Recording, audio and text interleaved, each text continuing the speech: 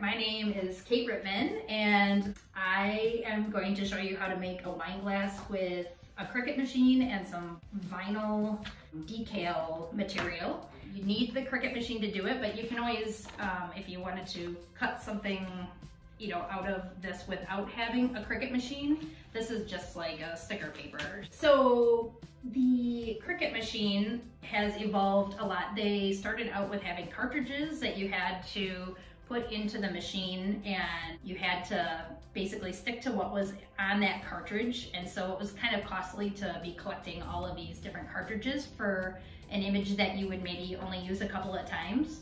So now the newer Cricuts have gone to being computer-based. So when I'm making a new project, it'll be something I have to design on the computer and then cut with the Cricut. You can still find some of the older Cricut machines and a lot of the cartridges available at garage sales or secondhand, but the newer Cricuts all are computer-based. I get a lot of my things that I put vinyl on at the Dollar Tree, so it's kind of fun to walk around some of these places and look and see what things you could put random decals on. My last weekend project was putting decals on the side of my camper. It's once you start sticking decals on things, it kind of snowballs and you figure out there's a lot of things that you can stick vinyl onto. So in this case, we're gonna make a wine glass. And there's a canvas that you would resize things and put images, and I just found an already made image that said hello sunshine, and then I found this sun image and I put the two together. So we are gonna cut exactly what you see in that top part there. So I just have to say make it, because I've already done the customization. And it's going to show me exactly on this mat. This is a sticky Cricut mat. It's showing me exactly where it's going to cut it out. So I have a pretty large piece of yellow vinyl.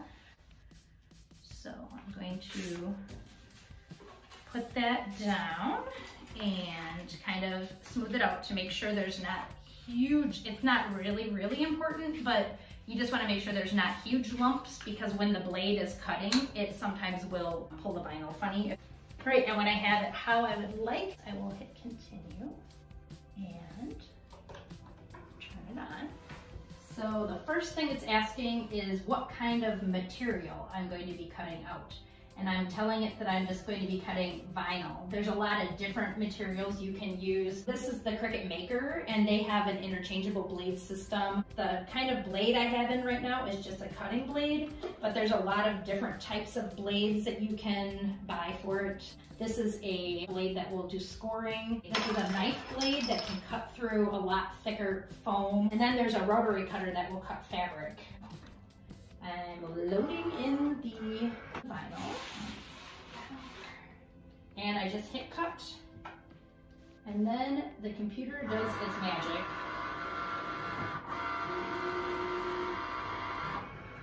And it kind of gives you a little indication of how close it is to being finished. Sometimes that's a little more accurate than other times. And you get a few cuts out of a blade. They do go dull, so the blade is something that you would have to replace periodically, and the mats are actually the more important thing to replace. This is a brand new mat, but if there's lint on it or anything, the product will stick to it as well. And then when it's done, it flashes this arrow. It tells you it's complete, and then you know this is to unload the mat. So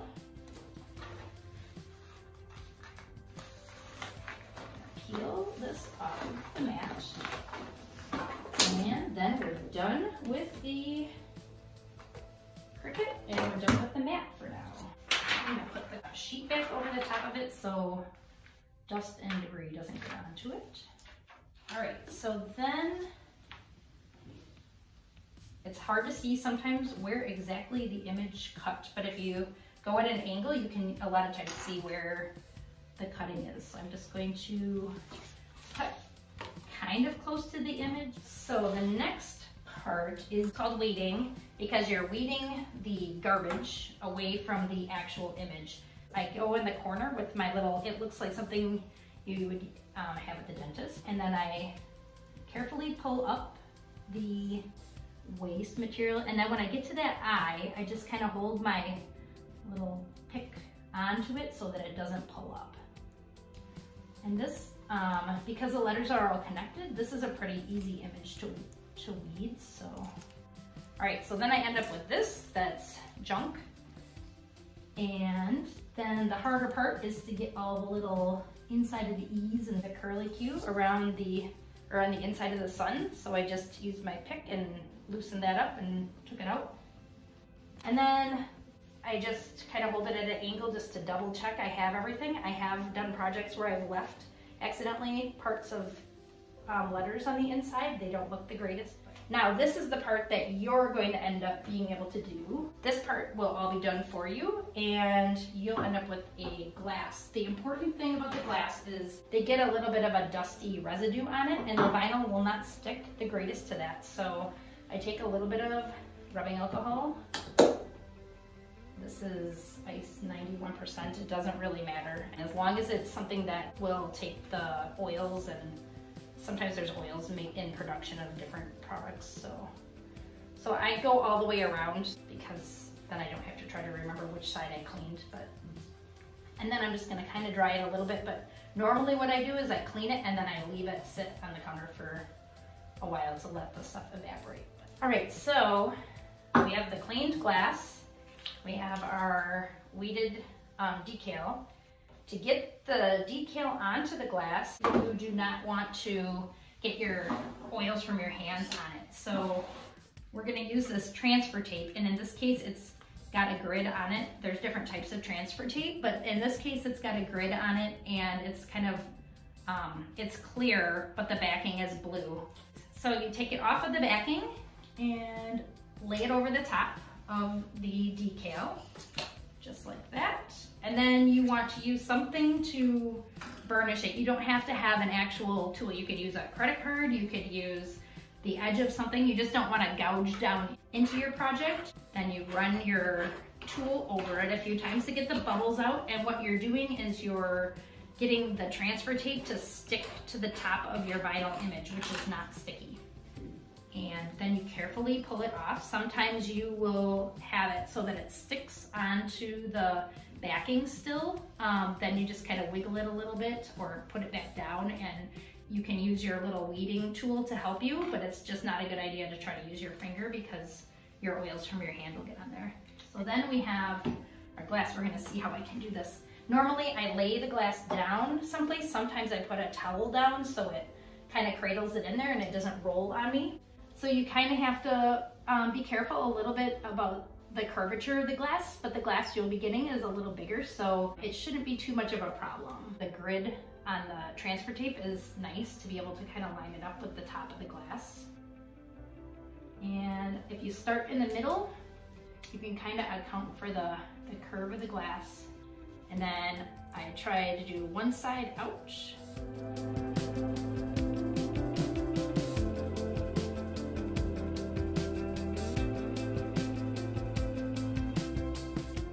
And then when I think I have it down pretty well, I will carefully peel it down, and it always works really well to do it a little bit more at an angle. And the little sun things are a little trouble. And it doesn't matter now if you put your finger on the transfer tape because you're gonna throw that out when you're all done. And then I use my thumb on the top of the vinyl to just kind of smooth it and get little creases out of it as I go.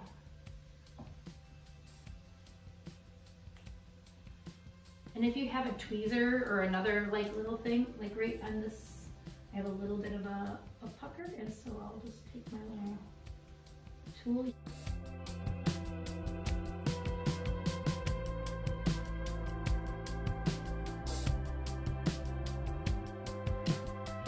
The important thing to know about this vinyl is that it is not dishwasher safe, so the letters will come off if you put it in the dishwasher.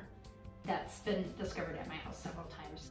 So yeah, they're hand wash only, and if you're giving them as a gift, it's always a really good idea to just let people know that they're hand wash only. So then I use any weird spots that have bubbles or puckers. I use my thumbnail usually to get those to stick down.